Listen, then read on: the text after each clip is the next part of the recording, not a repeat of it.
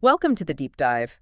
Today, we're cutting through some of the noise around recent political statements from Nigeria specifically. Yeah, looking at the Southeast region, Okay. President Tinubu, and that very complex issue of Nnamdi Kanu'S release. Exactly. It's always simmering, isn't it? Always.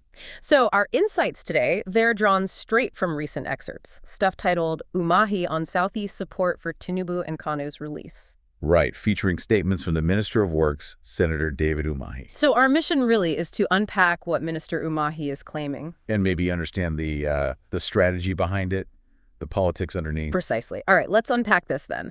So first thing that jumps out, this idea, this perception that the Southeast is basically saying, release Kanu, then we'll support Tinubu. How does Umahi respond to that? Well, his response is remarkably clear, and you could say quite strategic. Okay. He emphatically states that Kanu's situation is not a condition for Southeast support. Full stop. Not a condition at all. Not at all. He's drawing a very firm line. He asserts the zone is fully behind Tinubu, even, pledging support for his re-election down the line. Wow. So that's quite a statement. It's like he's trying to reposition the Southeast. I think so, yeah. Positioning them as pragmatic, loyal partners, trying to dispel any idea that their support is just transactional, purely linked to Kanu's freedom. Right. That makes sense. But he does still address Kanu, doesn't he? The issue doesn't just vanish. Oh, no, definitely not. And that's where the nuance comes in, I think. Okay. He clarified that while it's not a precondition, Southeast leaders are in fact willing to negotiate his release. Okay, so willing to talk, just not making it a demand up front. Exactly. The crucial difference he's making is that no one should frame it as a condition. And his reasoning was the president did not put him there. Interesting way to put it. Shifting the direct political link. Sort of. He's pushing this narrative that Kanu's release would come through divine grace and dialogue. Divine grace and dialogue, not political leverage. Pretty much.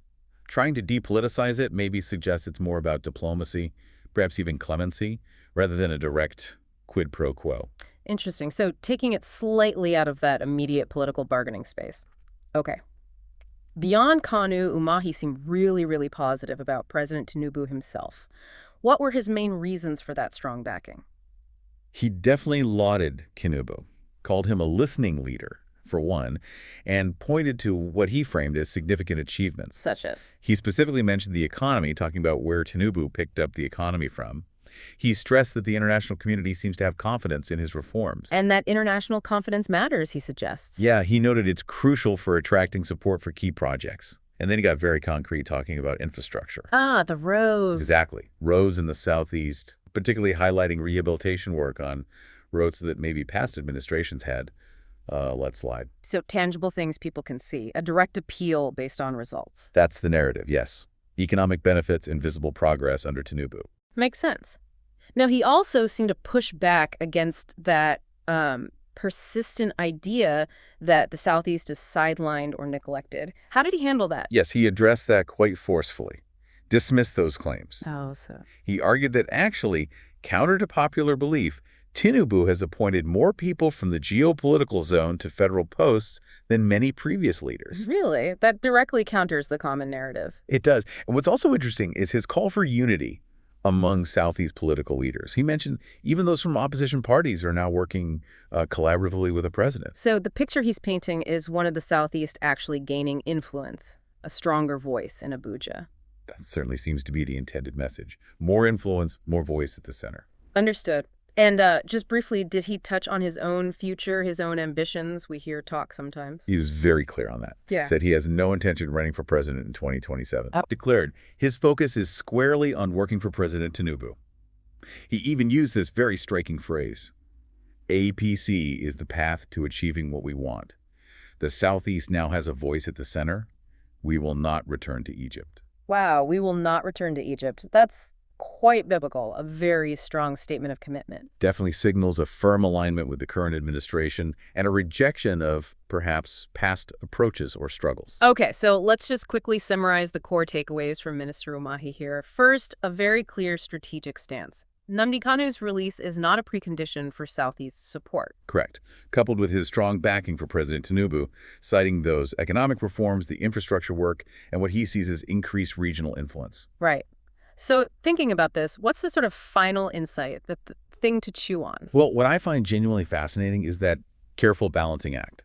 He publicly dismisses conditions for Kanu's release, yet at the same time acknowledges this willingness to negotiate through divine grace and dialogue. That specific phrasing again. Exactly. And it raises a really important question, I think, for you listening. In the complex world of politics, how often do these public statements, these very clear lines drawn in the sand, actually reflect the full picture? The quieter talks, the ongoing strategic alignments happening maybe behind the scenes. That's a crucial point. So what does this all mean for you? As you digest Minister Umahi's words, maybe consider how these public declarations shape our understanding. Our understanding of regional politics, of national unity. Especially when you see that contrast between what might be perceived conditions versus the very firm stated support. It really makes you think, doesn't it? About the layers involved, what's said out loud, and perhaps what's deliberately left unsaid in the political game. Thanks for watching. If you are coming across my channel for the first time, do well to subscribe, comment, like, and share to your loved ones.